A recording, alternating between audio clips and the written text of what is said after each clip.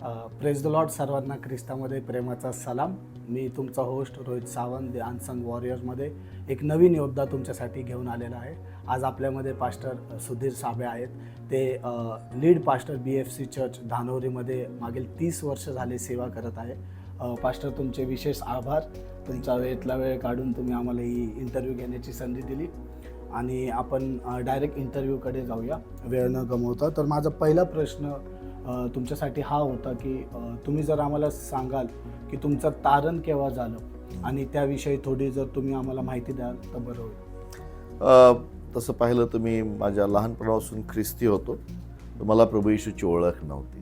मी कॉलेजमध्ये होतो, 12वीपर्यंत बऱ्यापैकी अभ्यास करायचो. पण जस्ट मी FYSY TYला गेलो, नेसवाडिया कॉलेजला होतो. माझ्या जीवनामध्ये बरेचसे काही असे घटना घडल्या की ज्यामुळे मी थोडंसं व्यसनाधीन झालो. मला डोंगर चढायची हौस लागली आणि मी जवळपास 3 वर्ष वेगवेगळ्या डोंगरांवर होतो. आणि जेव्हा माझं कॉलेज संपलं त्यावेळेस माझ्यावर फार मोठं बॅकलॉग होतं, फार मोठं बॅकलॉग. म्हणजे माझ्या परीक्षा सुटलेल्या नव्हत्या, माझं ग्रॅज्युएशन पूर्ण झालं नव्हतं. पण तरीसुद्धा मला एका आपल्या संस्थेमध्ये मला अकाउंट्सचं काम मिळालं. तेव्हासुद्धा मला प्रभूची ओळख नव्हती, प्रभू माहीत नव्हता. पण तिथं गेल्यानंतर माझ्या जीवनामध्ये काही व्यसनं होते. ते करत असताना मी ते काम करायचो. पण एक दिवस असाच मी सकाळच्या वेळेला असं वाटलं, सकाळी उठून आता मला पिक्चर बघायला खूप आवडायचे आणि त्यावेळेला असे TV मोबाईलवर असे पिक्चर नव्हते. आणि त्यावेळेला मी सकाळी मॉर्निंग शो बघण्यासाठी माझी रविवार सकाळ होता, सायकल काढली आणि आपण चौकात आल्यानंतर वाटलं की नाही, मी माझ्या जिथं आई जाती चर्चला तिथं जावं. आणि म्हणून मी माझी सायकल तिथं फिरवली. मला ते चर्च माहीत नव्हतं. शोधून मी त्या ठिकाणी गेलो आणि पहिल्यांदा जीवनामध्ये एका चर्चमध्ये वाद्य वाजवले जातात, गिटार वाजवलं जातं असं पाहिलं, ड्रमसेट वाजवतं. मला त्याचं वर्शिप आवडलं, उपासना आवडली मला. आणि मग त्या ठिकाणी काहीतरी माझ्या जीवनात घडलं. तिथं मला एक मुस्लिम व्यक्ती भेटला आणि त्या मुस्लिम व्यक्तीने माझ्या जीवनामध्ये मला ही प्रश्न विचारला, सुधीर तुला माहीत आहे का येशू जिवंत आहे? मी तसा लहानपणापासून ख्रिस्ती होतो, पण मला हे माहीत नव्हतं की येशू जिवंत आहे. मग मी त्या ठिकाणी त्यांनी मला त्या व्यक्तीने त्याची साक्ष सांगितली, कसा तो ड्रग्जमध्ये होता आणि कसा तो एका बागेमध्ये बसला होता आणि तो आत्महत्या करायचा विचार करत असताना कोणीतरी येऊन त्याला सुवार्ता सांगितली की येशू तुझ्यासाठी मरण पावला, का नाही त्याचा अनुभव घेत. आणि त्या दिवशी त्याने अनुभव घेतला आणि त्याचं जीवन बदललं की येशू मेलेल्यातून जीवन झाला आहे, त्याचं जीवन बदललं. त्यांनी जेव्हा मला ही स्टोरी सांगितली, मी विश्वास देवाला म्हटलं तू जिवंत आहे, मला अनुभव दे. आणि मग 21 सप्टेंबर 1986ला मला एका पास्टरनी प्रभूच्या तारणाच्या प्रार्थनेत चालवलं आणि तिथं माझा जीवनाचा बदल झाला. माझं जीवन बदललं. एका रात्रीमध्ये माझे व्यसन, माझे अपशब्द, माझ्या जीवनामध्ये तो फार मोठा बदल झाला. ती रात्र मला अजून आठवते की माझं जीवन पालटणारी ती रात्र होती. Thank you pastor. निश्चितच. आणि मला यालाच पकडून पुढचा प्रश्न हा विचारायचा होता की तुम्ही सांगितलं की तुम्ही जॉब करत असताना तुम्हाला येशूची ओळख झाली. तर मग सेवा करायचं किंवा प्रभूची जॉब करत करत सेवा करायचं, हे पाचारण किंवा पाचारण म्हणा, हे कन्व्हिक्शन म्हणा, तुम्हाला कधी भेटलं आणि त्याच्याविषयी थोडं सांगाल? ज्या वेळेला माझं तारण झालं त्यावेळेला मी न्यू लाईफ सेंटर ह्या चर्चला त्या ठिकाणी जायचो. तिथं पास्टर तिमोथी जॉन होते. त्या ठिकाणी काही माझे यूथ लीडर्स होते, काही माझे आणि आम्ही त्यांच्यासाठी फेलोशिप करायचो. सेवा करणं हा काही माझं उद्दिष्ट नव्हतं, काहीच नव्हतं. पण त्या ठिकाणी असताना प्रभू माझ्या सांगती बोलत गेला आणि माझ्या हृदयामध्ये सुवार्ता सांगण्यासाठी ओझं होतं. आणि म्हणून त्यासाठी मी वेगवेगळ्या स्टाईल वापरल्या, वेगवेगळ्या ठिकाणी जाऊन सुवार्ता जो आत्मे जिंकण्यासाठी मी पुणे शहरातल्या चौकात उभा राहून ट्रॅक्स वाटायचो. म्हणजे मी एकटा नाही, माझ्याबरोबर आमच्या अख्खं तरुण संघ असायचा आणि आमचं उद्दिष्ट होतं आत्मजिंक. आणि मग आम्ही काही तरुण एकत्र प्रार्थनेसाठी वेळ घालवायचो. मला आठवतं की जवळपास 1989 पासून ते किंवा 92 पर्यंत 3 वर्ष मी कधी रात्री घरी झोपलो नाही. मी चर्चमध्ये जाऊन झोपायचो माझ्या मित्रांबरोबर आणि आम्ही त्या ठिकाणी बोलायचो ते वचनातून बोलायचो. आमची सकाळची प्रार्थना असायची आणि हे करत असताना 1989 मध्ये मला पास्टरनी एका ठिकाणी नागपूर चाळ म्हणून जागा आहे त्या ठिकाणी एक आजी होती. त्या आजीला सांगितलं की ती इथून काही चर्चला येऊ शकत नव्हती. सुधीर दर मंगळवारी इथं यायचं म्हणून. आणि मी त्या आजीसाठी यायला सुरुवात केली आणि तिथं मग येत असताना तिथं अवतीभोवतीचे लोक यायला लागले आणि जवळपास तिथून दुसरीकडे आम्ही शिफ्ट झालो. पण जवळपास 40 लोक एका छोट्या पत्र्याच्या घरामध्ये येत होते आणि मग त्यांच्यासाठी प्रार्थना करत होतो की दे बाबा त्यांना तू चर्च दे. मी पाळक बनणं माझं उद्दिष्ट नव्हतं, ती सेवाचं उद्दिष्ट नव्हतं की मला सेवेत जायचं. आणि परमेश्वराने अद्भुतरित्या त्यांच्यासाठी एक हॉल उघडला आणि 1994 मध्ये 89 ते 94 ह्या काळामध्ये मी फक्त सेल ग्रुप घ्यायचो वेगवेगळ्या ठिकाणी. त्या भागामध्ये नागपूरचा हाऊसिंग बोर्ड ह्या भागामध्ये प्रभूंनी, मग त्या ठिकाणी वेगवेगळ्या घरांमध्ये मी व्हिजिट करायला लागलो. बरेचसे लोक प्रभूंनी दिले आणि मग 1994ला 3 जुलै 1994ला आम्हाला एक हॉल, कॅथलिक हॉल मिळाला आणि त्या हॉलमध्ये आम्ही उपासना करायला सुरुवात केली. त्यावेळेला पास्टर कोण बनणार हा प्रश्न होता आणि माझे पास्टर म्हटले की नाही आपण असं करूया, दुपारी 3 वाजता चर्च ठेवूया. पण मी म्हटलं नाही पास्टर, कारण लोकांना ते बरोबर होणार नाही. आमचं चर्च त्या ठिकाणी सकाळी 9:30ला असायचं. मी सकाळी 8 वाजता इथं चर्च आम्ही सुरू केलं. 8 ते 9:30 पर्यंत 10 पर्यंत मी संपवायचो आणि कसं धावत पळत मी न्यू लाईफला जायचो. मी तिथलचा भाषांतर होतो. म्हणजे त्या काळामध्ये म्हणजे माझी काही मी पाळक पहिले झालो नाही. मी युथ मिटिंगला गेल्यानंतर मला वाटतं 1989लाच मी युथ लीडर झालो. मी एक तिथलचा पुढारी झालो तरुणांचा. आणि मग त्या युथ लिडरशिप करत असताना लोकांची जबाबदारी घेत आमचं युथ फार मोठं प्रमाणात झालं. वेगवेगळ्या गोष्टी आम्ही केल्या. म्हणजे त्या काळामध्ये पुणे हे छोटं शहर होतं आणि त्या पुण्यातल्या प्रत्येक भागामध्ये आमचं सेल ग्रुप होतं. आमचे जवळपास सर्व तरुण वेगवेगळ्या ठिकाणी सेल ग्रुप घ्यायचे. तसा मी पण एक सेल ग्रुप घ्यायचो आणि पण मी युथ लीडर असल्यामुळं आमचं तरुण संघ फार ॲक्टिव्ह होतं. प्रार्थनेमध्ये आम्ही एकत्र खूप वेळ घालवायचो. नाईट प्रेयर, रात्र प्रार्थना आम्ही करायचो आणि दॅट वॉज अ टाईम. आणि मग ज्यावेळेस पास्टरने विचारलं बाबा मग सकाळी कोण पाळक होणार, आणि म्हटलं नाही मी बघतो असं बोललो मी. तर मला काही पाळक व्हायची इच्छा नव्हती. 1995 1 जानेवारीला पास्टर म्हटले की सुधीर तुझं ऑर्डिनेशन करायचं. त्या ऑर्डिनेशन सकाळपर्यंत 1 तारखेच्या जानेवारी मला इच्छा नव्हती की मी पाळक बनायला पाहिजे. माझी इच्छा होती मला स्वार्थिक बनायला पाहिजे. पण मी पाळक झालो. पण मागच्या 5-6 वर्षापूर्वी मी देवाला म्हटलं देवा मला स्वार्थिक बनायचं होतं, तू का मला पाळकीय सेवेमध्ये आणलं. आणि मग प्रभूंनी मला रिअलायझेशन करून दिलं की तू पाळक झालास, पण पहा की नुसतं तू पाळकच नाही, तुझ्या प्रियांनो माझी छोटीशी मिनिस्ट्री चर्च प्लांटिंग मिनिस्ट्री पुण्यामध्ये आमच्या 7-8 ब्रांचेस आहेत. महाराष्ट्रामध्ये ब्रांचेस आहेत, राजस्थान मध्य प्रदेशमध्ये आमच्या ब्रांचेस आहेत, गुजरातमध्ये ब्रांचेस आहेत आणि त्यामधून किती स्वार्थिक उभे राहिले ते बघ. आणि तो एक फार मोठं माझ्यासाठी फार मोठं हे होतं की सेवेमध्ये यायचं किंवा पाळक बनण्याचं काही माझं उद्दिष्ट नव्हतं. पण हे प्रभूंनी ओझं दिलं होतं. स्वार्थ सांगणं, आत्मेत जिंकणं, लोकांना शिष्य बनवणं हे मनामध्ये असल्यामुळं त्यामध्ये मी आलो. आणि पास्टर तुम्ही म्हणता की तुम्ही काम करत असताना सेवा करायचे, अकाउंटंटचं काम हो. मग दोन्ही गोष्टी कशा मॅनेज केल्या? सेवा पण, कारण मंडे टू सॅटर्डे ऑफिस, संडेला यायचं चर्चमध्ये सेवा करायची, परत मंडेला. मग त्याच्यामध्ये जेव्हा तुम्ही बोलले की नाही आता प्रभूची सेवा करायची, तर तुमच्या आई वडिलांचा किंवा तुमच्या पत्नीचा तुम्हाला कसा सपोर्ट होता ते सांगाल तर? नाही, पत्नीचं तर नंतर पहिले म्हणजे मी आमचं कमिटमेंट म्हणजे मला असं वाटतं की मला ते काही कठीण गेलं नाही. सकाळी 9 ते 5 माझा जॉब टायमिंग असायचा. त्या जॉबवर मी असायचो. ऑडिटच्या काळामध्ये 3-3, 4-4 महिने रात्र जागून ऑडिट पूर्ण करणं गरजेचं होतं. पण कधी सेल ग्रुप चुकला नाही, कधी बायबल स्टडी चुकला नाही, कधी रविवारच्या सभेमध्ये माझं असं होतं सकाळची चर्च सभा असायची आणि संध्याकाळी पण सभा असते. आम्ही दोन्ही चर्च सभेला आम्ही असाल. तर मला ते काही कठीण गेलं नाही बाबा. बायबल म्हणजे ऑफिस पण करायचो आणि कमिटेड होतो. म्हणजे तिथं जायचं त्यामुळे मला जीवनामध्ये प्रभूंनी वचनाचं कार्य खूप केलं. आणि त्यामुळे मला फार कठीण गेलं नाही. माझ्या आई वडिलांच्या बाबतीमध्ये जर पाहिलं तर तेवढं काही मला त्यातून स्ट्रगल करावा लागला नाही. कारण माझं पूर्वीचं जीवन फार वाईट होतं आणि माझ्या जीवनात बदल झाला होता. तो एक चांगली घटना होती माझ्या जीवनामध्ये.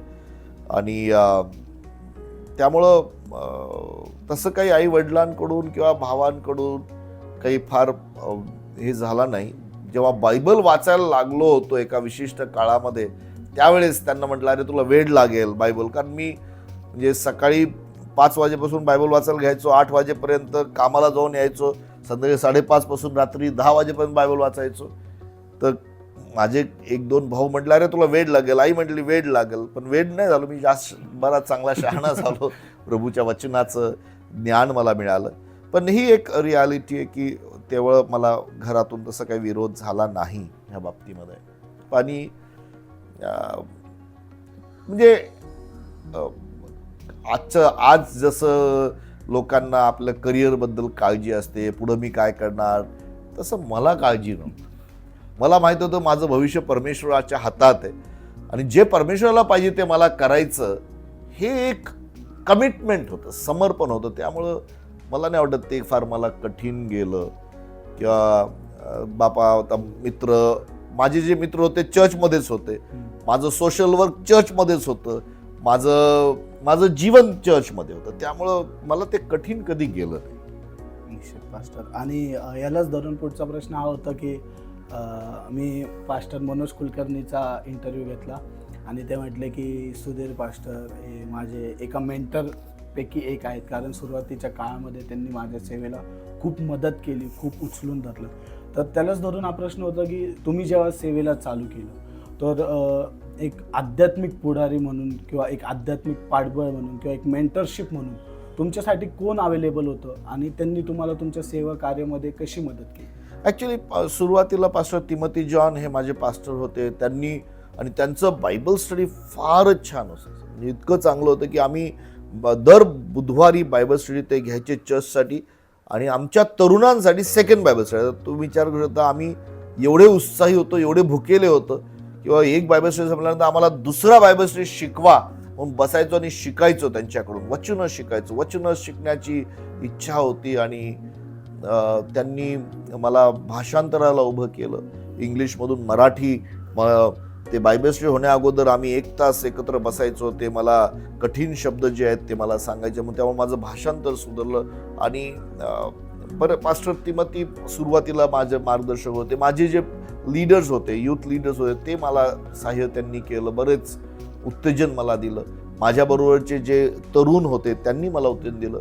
पण जेव्हा चर्च सुरू झालं त्यावेळेला एक यूथ विथ मिशनमध्ये रेव्हरंड स्टीव्ह कॉक्रीन म्हणून होते आणि ते रेव्हरंड स्टीव्ह कॉक्रीन त्यांच्यासाठी मी वेळ घालवायचो आणि त्यांनी मला खूप उत्तेजन दिलं, मार्गदर्शन केलं.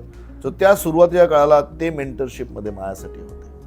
निश्चित पास्टर. आणि जेव्हा तुम्ही सेवा चालू केली 93-94 पासून, तर आता 2024 आहे, जवळपास 30 वर्ष होऊन गेले. तर तुम्ही तुमच्या सेवेचा प्रवास जर सांगितला आपल्या व्ह्युअर्सला तर बरं होईल. सेवा चालू केले तेव्हा काय डिफिकल्टीज होते, सेवेच्या मध्ये जेव्हा आले तेव्हा काय चॅलेंजेस होते, आत्ता काय चॅलेंजेस आहे, आणि ते मग तुम्ही कसे ओव्हरकम केले? ज्यावेळेस मी सेवा सोडून मी कामाला होतो, अगोदर सांगितलं मी कामाला होतो. मी 1 वर्ष काम करून सेवा केली. म्हणजे सकाळी 9 ते 5 कामाला जायचो, नंतर संध्याकाळच्या वेळेला सेवेसाठी असायचो. रविवार तर असायचाच.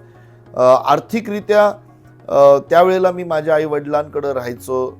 माझा पगार फार थोडा होता, पण 1995 मध्ये मी ठरवलं की मी तिथून हाऊसिंग बोर्डला राहायला येणार. आणि जेव्हा तिथं आलो त्यावेळेला मी हेही ठरवलं की मी आता नोकरी सोडणार, कारण चर्चची वाढ झाली होती. आणि आता तुम्हाला लोकांना ऐकून हसायला येईल, कारण मला पगार होता 2,800 रुपये. नंतर 3,500 रुपये मी देवाला मागितले की देवा मला 3,500 रुपये पाहिजेत 1995. जर तुम्हाला दिलं तर मला असं वाटेल की मी हे प्रभूची सेवा. आणि जुलै महिना होता, मी जूनमध्ये रिझाईन केलं होतं. जुलै महिन्याचा माझा सपोर्ट मला यायला पाहिजे होता आणि 3,500 रुपये तो नाही आला. मी देवाकडे गेलो, काहीतरी 3,170 रुपये वगैरे काहीतरी आला होता तो. म्हणजे जे चर्चमधले येणारं दशांश आणि ऑफरिंग होतं ते. तर मी परमेश्वर म्हटलं तुझी काय इच्छा आहे. ते पैसे तसेच ठेवले. दुसऱ्या आठवडी जेव्हा परत चर्चला गेलो, एक मुलगी आली आणि तिने म्हटली पास्टर सॉरी, मागच्या आठवड्यात मला हे द्यायला पाहिजे, हा माझा दशांश आहे. आणि तिने माझ्या हातात ते पाकिट दिलं आणि मला आठवतं की 330 रुपयाचं होतं आणि ते बरोबर 3500 रुपये त्या आठवड्यात. तेव्हापासून माझी जर्नी सुरू झाली आर्थिकरित्या पाळकीय सेवेमध्ये. आणि ही सेवा करत असताना खूप वेगवेगळ्या अनुभवातून गेलो. 1997 मध्ये परमेश्वराने मला चर्च प्लांटिंगचं ओझं दिलं. मग त्यावेळेला माझ्या चर्चमधल्या काही तरुणांना मी व्यायाम युथ विथ मिशनच्या DTS करायला पाठवलं. त्यामध्ये पास्टर अशोक राठोड आहेत, प्रशांत शिंदे आहेत, ते आता पाळक आहेत. त्यांनी मोठ्या प्रमाणामध्ये त्यांचं सेवा चालू आहे. मग पास्टर विजय चव्हाण आहे, पास्टर अनिल मंकाळे, अशा वेगवेगळ्या त्यांना वेगवेगळ्या ठिकाणी वेगवेगळ्या DTSला ट्रेनिंगला मी पाठवलं. आणि मी ते माझ्याकडे ट्रेन होत गेले, एक शिष्य म्हणून ते तयार झाले. पण 1998 मध्ये आमचं चर्च तुटलं. माझ्याबरोबरच एक पुढारी होता आणि त्या पुढाऱ्याला असं वाटलं की नाही त्यांनी वेगळं जे काय असेल, त्या काळामध्ये बऱ्याचशा गोष्टी घडल्या होत्या आणि काही परिवार आम्हापासून वेगळे झाले आणि ती फार मोठी दुःखाची गोष्ट होती. आणि 98-99च्या काळामध्ये ती रडण्याची तुटण्याचा समय होता. आणि त्यावेळेला मी खूप 21 दिवस उपास प्रार्थनेमध्ये गेलो आणि देवाने काही मार्गदर्शन केलं. म्हणजे इसवी सन 2000 पासून देवाने मला विश्वासाने, कुठलाही पगार न घेता विश्वासाने सेवा करण्यासाठी पाचारण केलं. आणि तेव्हापासून मी ती चालत आहे. पण त्यावेळेला माझे काही मेंटर होते, मी मला कोणी मार्गदर्शन करणारे होते. मी त्यांच्याकडे जाऊन ह्या गोष्टी सांगितल्यानंतर ते म्हटले की तुझं काहीतरी कनेक्शन चर्चबरोबर असायला पाहिजे, म्हणून दशांश घे. आणि तेव्हापासून मी घ्यायला लागलो. पहिल्या महिन्यामध्ये मला अजून आठवतं की 1000 रुपये मला महिन्याला मिळाले. आणि माझं भाडं होतं मला वाटतं 1500 रुपये त्या काळामध्ये. पण परमेश्वराने तेव्हापासून आजपर्यंत कधीही मला कमी पडू दिलं नाही. आणि प्रत्येक गोष्टीत परमेश्वराने मला चालवलं. हा माझा वैयक्तिक अनुभव आहे. इनफॅक्ट मी काय असाच म्हटलं नाही की देवा चला मी आता विश्वासाने जीवन जगू. मी देवाला चिन्ह मागितलं. तुम्हाला विश्वास बसणार नाही, पण त्यावेळेला मला माझ्या घरी फोन होता, लँडलाईन होता. असे फोन नव्हते त्यावेळेला, मोबाईल फोन. आणि मी जेव्हा त्या दिवशी परमेश्वराला म्हटलं, परमेश्वर मला म्हटलं की तू ॲडव्हान्स दशांश दे. आणि मला अजून आठवतं की मी 1000 रुपये काढून पाकिटात टाकून ठेवले होते किंवा उद्या हे ॲडव्हान्स दशांश टाकायचं आहे. मला तो पैसे नव्हते माझं, पण ॲडव्हान्स दशांश. आणि त्या रात्री मला एक फोन आला माझ्या मित्राचा, जो माझा यूथमध्ये होता, यूथ लीड, जेव्हा मी यूथ लीडर होतो, माझ्या यूथ ग्रुपचा मुलगा होता वीरेन ओहळ म्हणून. तो मुंबईला होता. तो म्हटला अरे सुधीर, आज मी बँकेकडून चालू होतो, मला असं वाटलं तुझ्यासाठी मला एक चेक तयार करायचा, ड्राफ्ट तयार करायचा. म्हटलं पहिले मला सांग किती अमाऊंट आहे, कारण त्या दिवशी आम्ही मित्र होतो. त्यांनी सांगितलं की सुधीर हे 10,000 रुपये आहे. आणि तो म्हटला मी तुला स्पीड पोस्टने पाठवत आहे. आणि मला ती जाणीव झाली की परमेश्वर माझ्या सांगती बोलत आहे की मला विश्वासाने, आर्थिक विश्वासामध्ये जीवन. आणि मागचे 24 वर्ष मी माझ्या जीवनामध्ये तो अनुभव घेतला आणि विश्वासाचं जीवन जगलो. मग ही चाल त्या ठिकाणी सुरू झाली. चर्च तुटलं, चर्च वेगळं झालं. मी तो एरिया सोडला आणि मी दुसरीकडे गेलो. आणि दुसरीकडं मग आम्हाला प्रवासामध्ये वेगवेगळ्या ठिकाणी सर्वात महत्त्वाची गोष्ट आहे की चर्चची जागा हा आम्हाला अजूनही नाही. देवा परमेश्वर लवकरच आमच्यासाठी मोकळं करत आहे. आम्ही आता ह्या जागेमध्ये हे रेंट आउट केलेली जागा आहे, त्याच्यात आम्ही बांधलेलं चर्च आहे. पण ह्या प्रवासामध्ये त्या आम्हाला एकही रविवार असा गेला नाही की आमच्या चर्च सभा झाली नाही. वेगवेगळ्या ठिकाणी आम्ही चर्च सभा, आम्ही पार्किंगमध्ये चर्च सभा घेतल्या, आम्ही झाडाखाली चर्च सभा घेतल्या, आम्ही वेगवेगळ्या ठिकाणी एकत्र आलो, आम्ही गव्हर्नमेंट हॉलमध्ये घेतलं. पण 30 वर्षापासून जे माझ्याबरोबर आहेत ते आज पण आहेत. ओके. आणि प्रभूला धन्यवाद. त्या काळामध्ये आम्ही ट्रेनिंग स्कूल सुरू केलं, बायबल स्कूल सुरू केलं, बेसिक बायबल स्कूल सुरू केलं. आणि बेसिक बायबल स्कूलमध्ये खूप लोक तयार झाले, आजही आहे. आमचा त्यावेळेला फक्त मराठीत होता, आता हिंदीमध्ये आहे. येत्या दिवसामध्ये आम्ही इंग्लिश आणि मराठीमध्ये करणार आहोत. हे 2.5 महिन्याचं बेसिक बायबल स्कूल तरुणांसाठी, सर्वांसाठी, ज्यांना कोणाला असं वाटतं की आपल्या जीवनामध्ये फाउंडेशन त्यांच्यासाठी आम्ही हे शाळा सुरू केलेली आहे. देवापाणी त्यासाठी फार सुरेख असं लोहगावच्या भागामध्ये आम्हाला एक इमारत दिलेली आहे आणि त्यामध्ये आम्ही रेसिडेन्शियल ती कोर्स घेतो. पण ही वाटचाल आहे, वेगवेगळे अनुभव आहेत त्यामध्ये. मनुष्याचे वेगवेगळे अनुभव आले, सेवेचे वेगवेगळे अनुभव आले, पण ही एक फार मोठी वाटचाल, ही विश्वासाची वाटचाल आहे.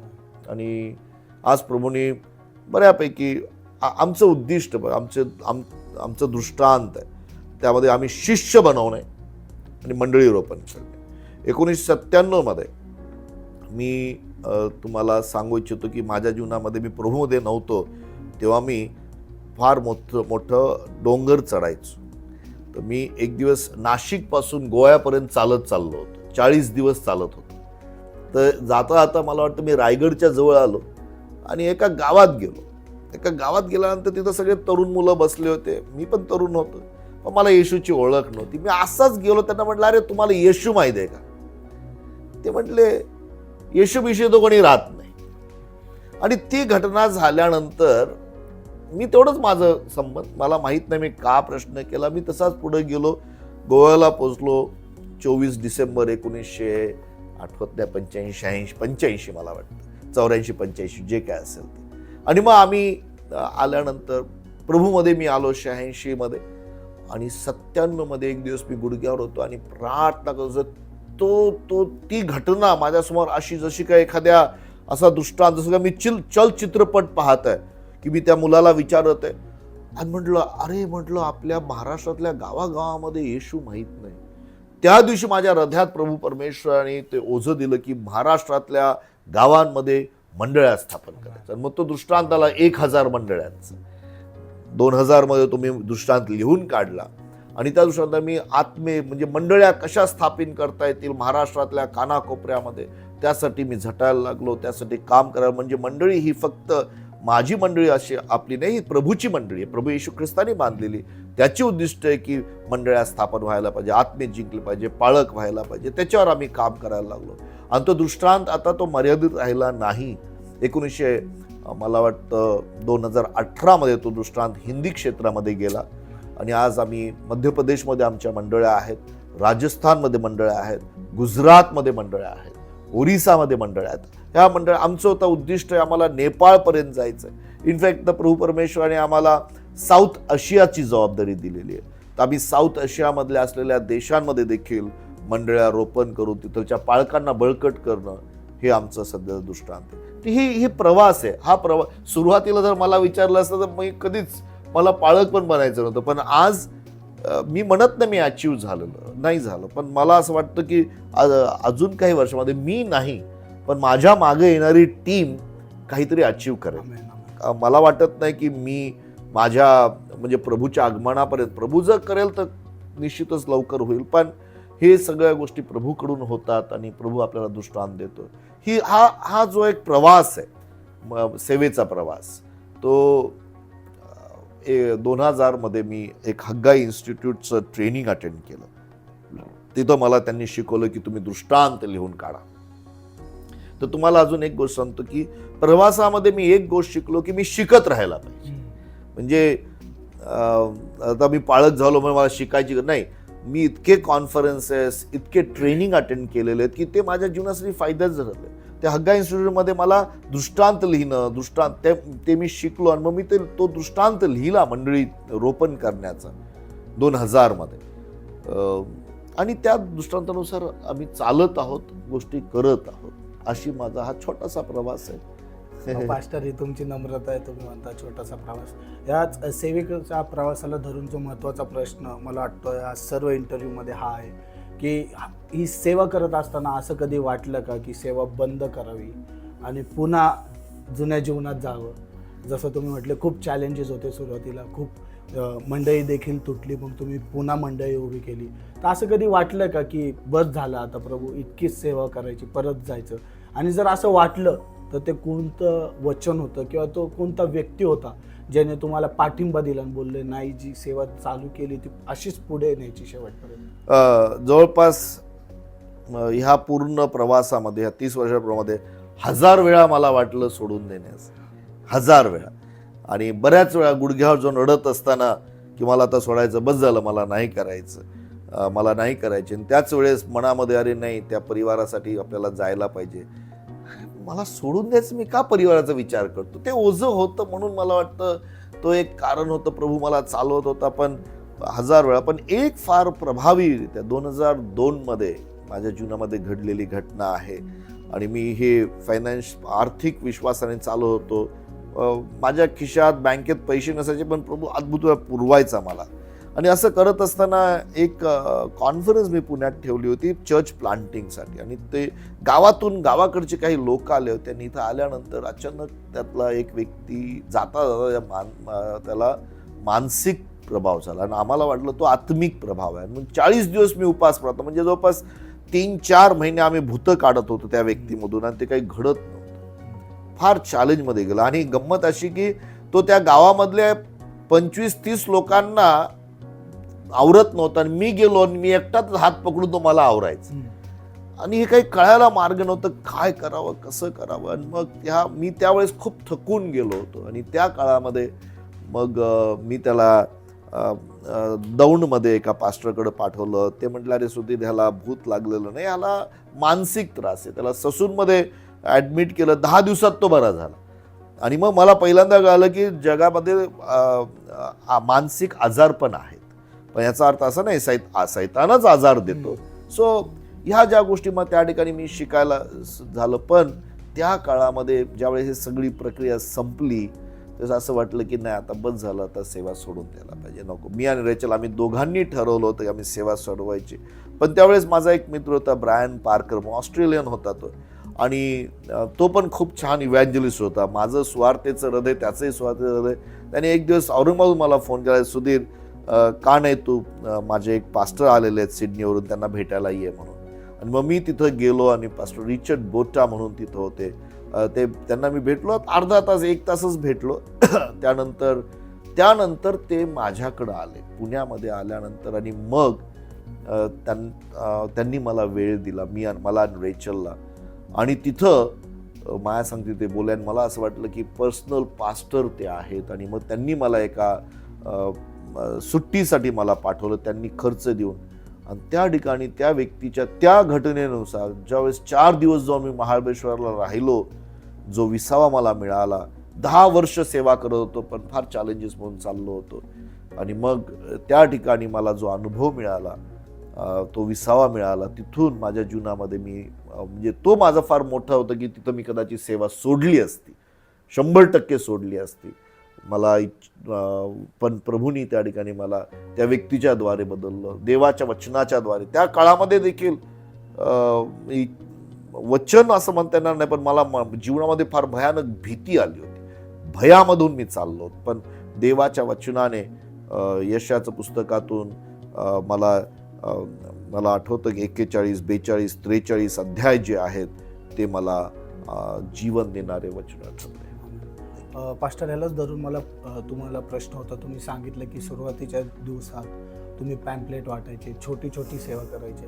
तर आजचं जे ख्रिस्ती समाज आहे, सगळेच नाही पण बऱ्यापैकी, त्यांची ही मेंटॅलिटी आहे की वर्शिप घेणं किंवा वचन देणं किंवा जे प्राईम जिथे फोकस असतो तीच खरी देवाची सेवा आहे. जर बाकीची सेवा बोलली, पंक्ती सेवा, चर्चची मीडिया हँडल करणं, खुर्च्या लावणं, XYZ, वृद्धांना मदत करणं, त्याला काय एवढं इम्पॉर्टन्स नाही.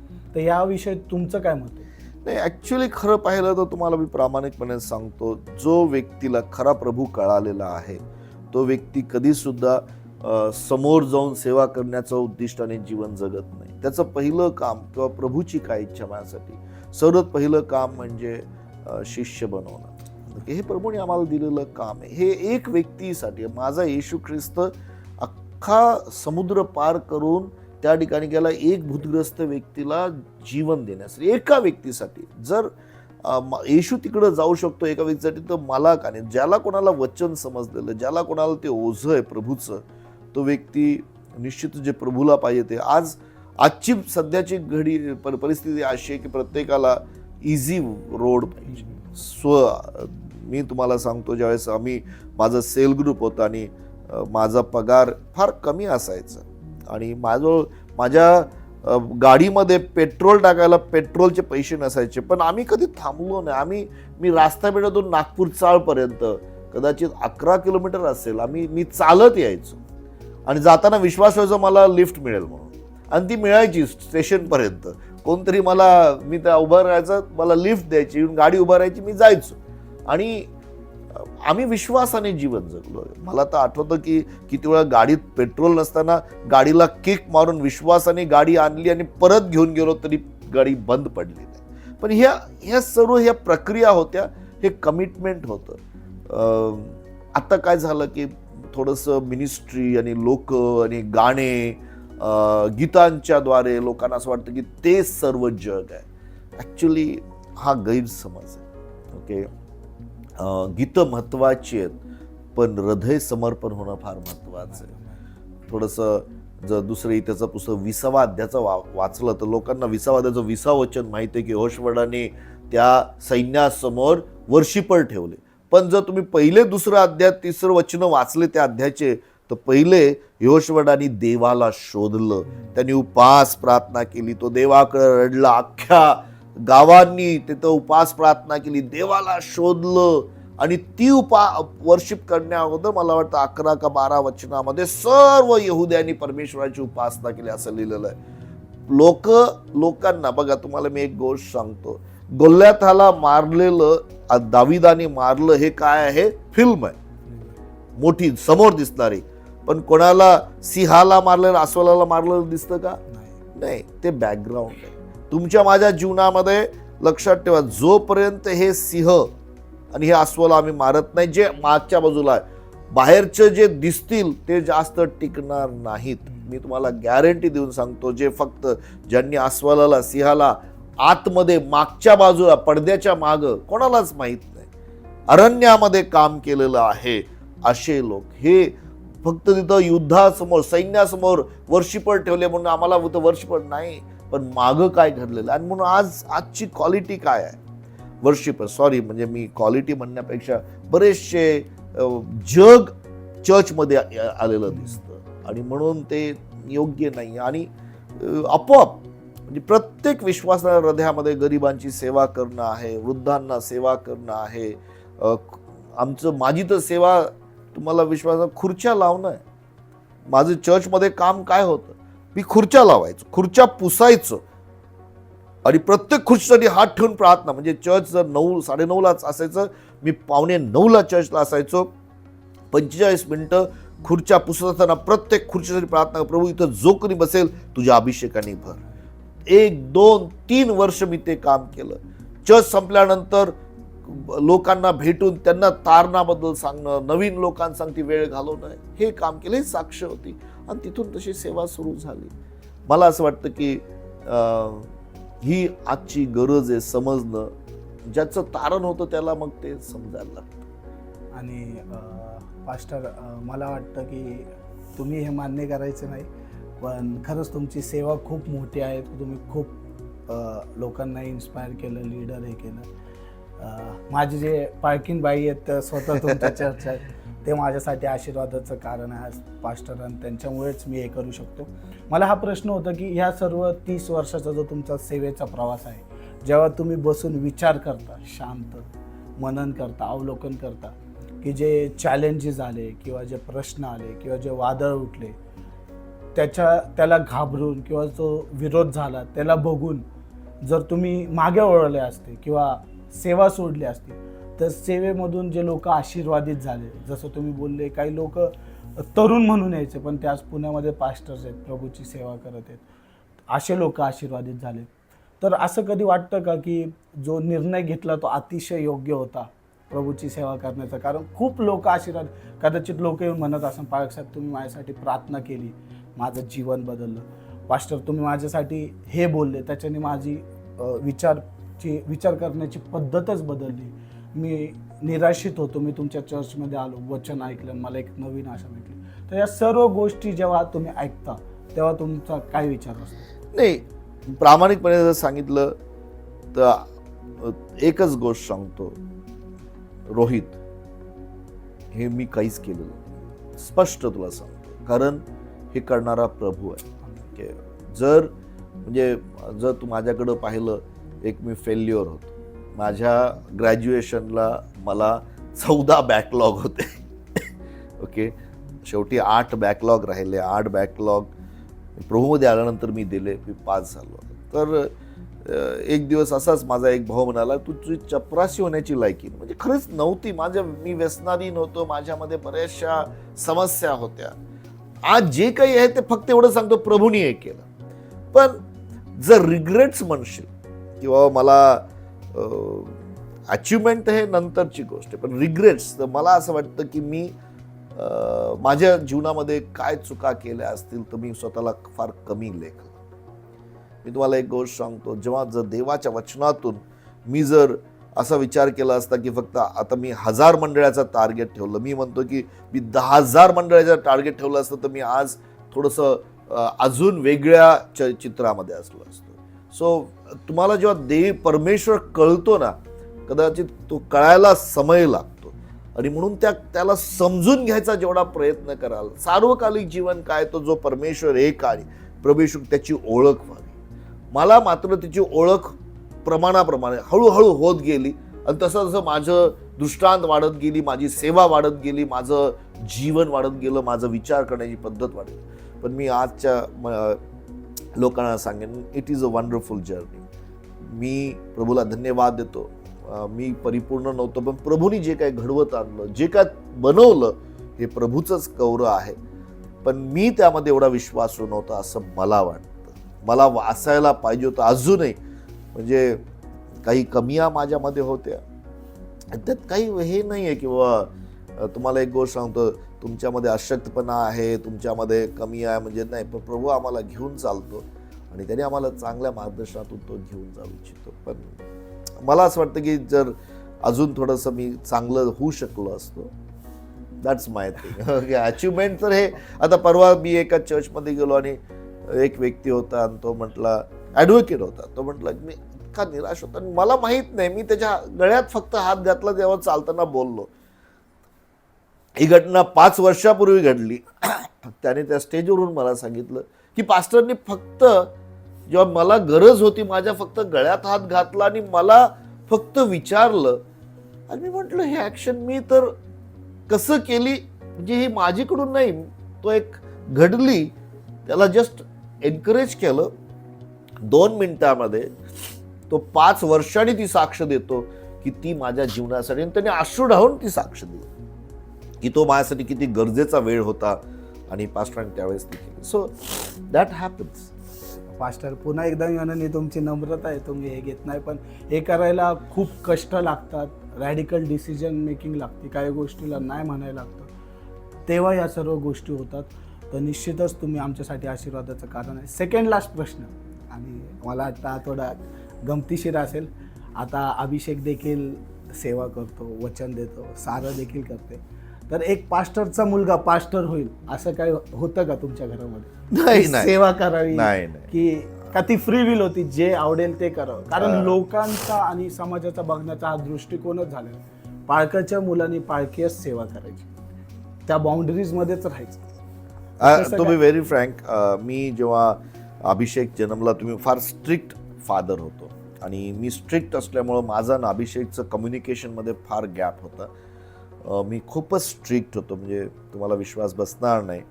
आणि त्यामुळं आमचं आणि मग वयाच्या 16व्या वर्षी ही वॉज ड्रिफ्टेड अवे. तो प्रभूपासून बराचसा दूर गेला. आम्हाला माहीत नव्हतं, पण एक दिवस त्याचं रिअलायझेशन आम्हाला झालं. आम्ही गुडघ्यावर होतो, मी आणि रेचल प्रार्थना, पण प्रभूंनी वयाच्या 18व्या वर्षी त्याला पुनर्स्थापित केलं. त्याच्या जीवनामध्ये प्रभूने त्याला एका चर्च कॅम्पला तो गेल्यानंतर, तो कॅम्पमध्ये गेल्यानंतर त्याला प्रभू बोलला, त्याच्या सांगती. मग आम्ही त्याच्यासमोर त्याचं ग्रॅज्युएशन संपल्यानंतर मी त्याला फक्त म्हणजे असं हे ठेवलं होतं की माझी इच्छा आहे की तो DTS करावा, disciple training school youth with मिशनचं करावं, पण तुझ्या इच्छेप्रमाणे. ओके. ज्यावेळेस त्याला तो 10वी झाला, त्याला 86% मार्क पडले. माझी बहीण म्हटली, अरे त्याला डॉक्टर बनव, एवढे चांगला पर्सेंटेज पडले. पण मी त्याला म्हटलं नाही, मला त्याला जे पाहिजे ते करायचं. त्याला म्युझिकमध्ये गोष्टी करायच्या होत्या आणि मग त्याला म्हटलं म्युझिकमध्ये करायचं तर सोपा मार्ग घे, म्हणजे कॉमर्स काय सोपं नाही आहे. पण तो त्यामध्ये तो करत गेला आणि ज्यावेळेस त्याचं तो गेला DTS मध्ये, देवबाप त्या संगती बोलला, मी नाही बोललो. देवबापाने त्याला सांगितलं तुला भूतानला जायला पाहिजे, म्हणजे ॲज अ मिशनरी, भूतानमध्ये मिशनरी. आणि तो जेव्हा इथं होता तो म्हटला देवा तुझ्या योजनेनुसार होऊ दे. तुम्हाला विश्वास बसणार नाही की ज्यावेळेस तो पुण्यात आला, त्याने DTS संपवलं 7-8 महिन्यानंतर, आणि काही दिवसांनंतर 3-4 महिन्यात भूतानमधला व्यक्ती जेव्हा इथं आला आणि त्यांनी त्याला पाहिलं, अरे हा अभिषेक आहे. मग त्याला म्हटलं अरे तिथं असं एक म्युझिक स्कूल आहे भूतानमध्ये, तू येणार का? आणि मग त्याला असं वाटलं की दिस इज, आणि तिथं अपॉर्च्युनिटी होती. आणि मग त्याला तिथं वर्क विसा मिळाला. भूतानमध्ये एवढा दिवस राहायचा विसा मिळत नाही, त्याला it took almost 8 to 10 months to receive visa. शेवटी मी त्याला म्हटलं बाबा बस झालं, तू पुण्यामध्ये कुठेतरी नोकरी कर. आणि त्याला फार चांगल्या, म्हणजे आता तुला सांगतो इतक्या चांगल्या ठिकाणी त्याला नोकरी लागली. त्याला हातामध्ये हे मिळालं, काय म्हणतात त्याला, ऑफर लेटर मिळालं, एक म्युझिशियनचं, लोकांना काय असेल ते मॅनेजरचं. आणि त्याच संध्याकाळी त्याला SMS आला की तुझं भूतानचं परमिट मान्य झालं. त्या दिवशी त्याच्यासमोर म्हटलं तुला निर्णय करायचा.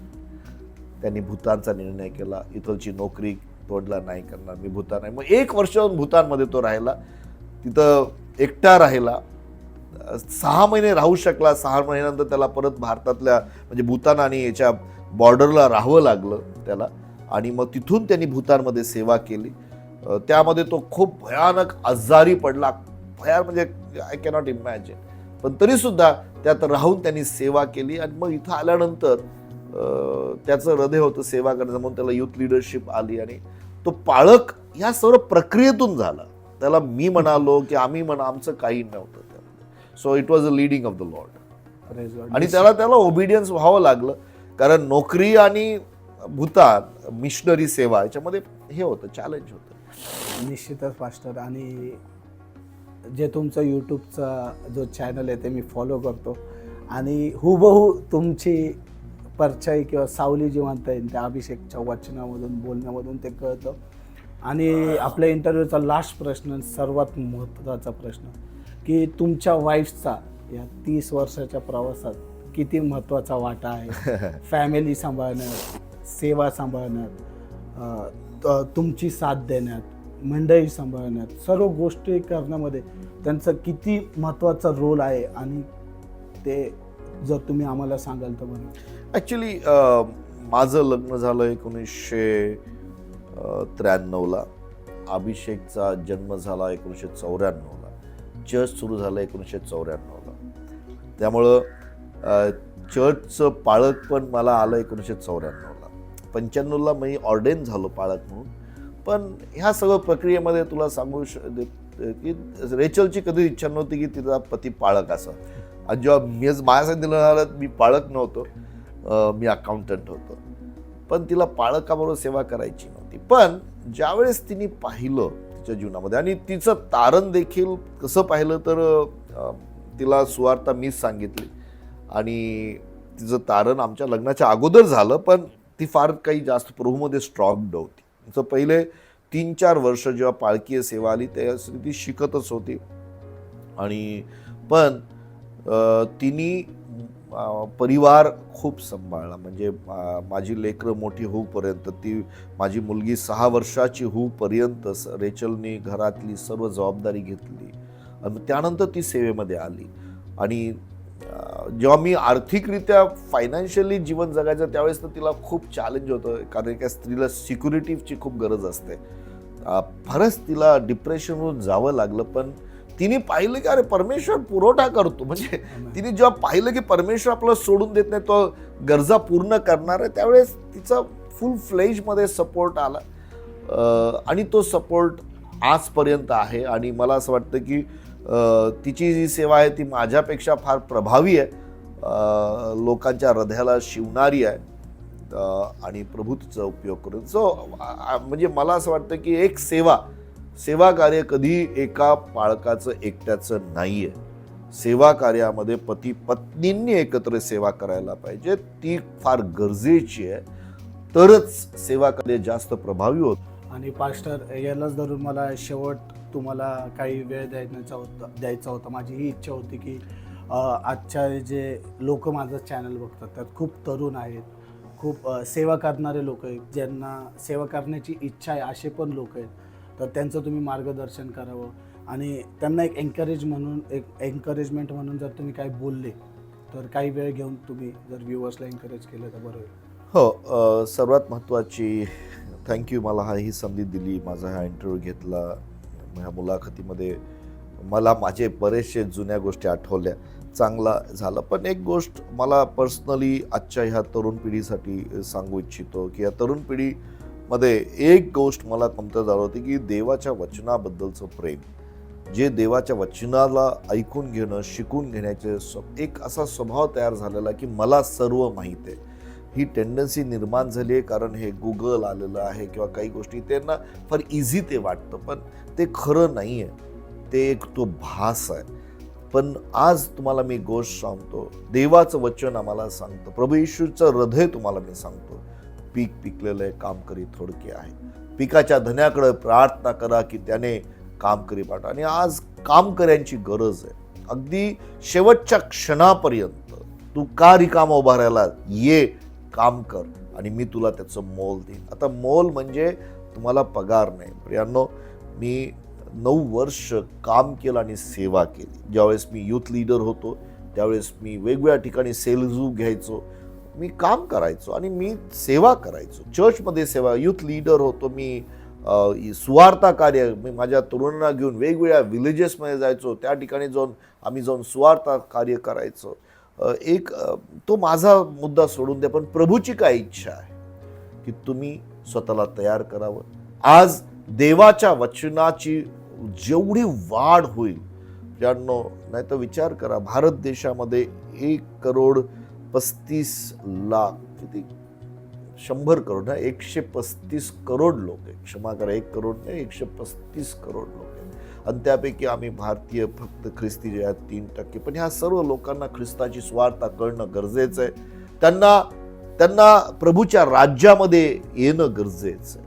किती येतील मला कल्पना नाही, पण असं होता कामा नये किंवा मला माहीतच नव्हतं, माझ्या मित्राला माहीतच नव्हतं, माझ्या नातेवाईकांना येशू माहीतच नव्हता, असं होता कामा नये. आणि म्हणून मी तुम्हाला उत्तेजन देईल की तुम्ही कामावर असा, पण प्रभू सांगती प्रेम करून प्रभूची सेवा करण्यासाठी समर्पित व्हा. तुम्हाला नोकऱ्या सोडायची गरज नाही, जर प्रभूंनी मार्गदर्शन केलं. प्रियांनो, लक्षात ठेवा, ज्यावेळेस मी पाळक झालो, काम करून मी सेवा करत होतो, ज्यावेळेस माझी मंडळी 80 किंवा 100 लोकांची झाली आणि तेवढा आर्थिक बाजू यायला लागली, त्यानंतर मी काम सोडलं.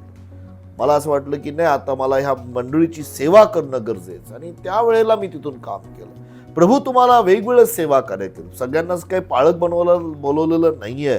पाळकीय सेवा ही काही लोकांसाठी असेल, पण वेगवेगळ्या सेवा आहेत, वेगवेगळ्या सेवा परमेश्वर तुम्हाला देईल. प्रियांनो, आज मी तुम्हाला सांगतो, मीडियामध्ये सेवा पाहिजे, अशा वेगवेगळ्या ठिकाणी सेवा पाहिजे. तर तुम्हाला प्रभू पाचारण करेल, बोलवेल, पण कुठलीही सेवा करण्यासाठी तयारी मात्र देवाचं वचन पाहिजे. जो देवाच्या वचनावर प्रेम करतो ना, परमेश्वर त्याचा उपयोग फार अद्भुतरित्या करतो. असं मी उत्तेजन एवढंच देईल की सेवेत या, आपल्या मित्रांना घेऊन सेवेत या.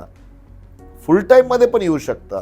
प्रभू पुरवठा करणारा, मी तुम्हाला सांगतो, त्यांनी कधीही मला रिकामं सोडलं नाही. फक्त एकच तुम्हाला सांगतो, त्या पैशावर नजर ठेवू नका. पैसा मिळणार, यांना 100% प्रभूवर नजर ठेवा. त्याचे आत्मे जिंकणं हा सर्वात मोठा प्रियांनो ट्रेजर आहे.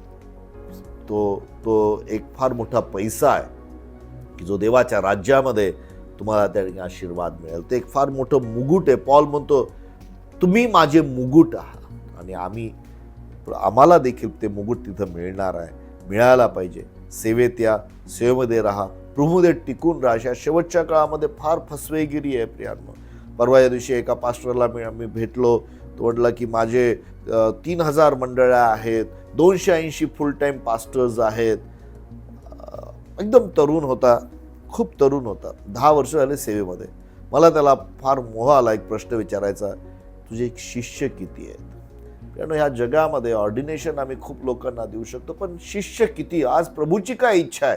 आम्हाला शिष्य बनवायचे आहेत. आणि तुम्ही जिथं आहात, जिथं चर्चमध्ये आहात, तिथं तुम्ही शिष्य एक कमिटमेंट की मी कोणाला तरी शिष्य बनवत आहे, कोणाला तरी मी वेळ देत आहे, कोणासंगती मी वेळ घालवते, त्यांना मी उत्तेजन देत आहे.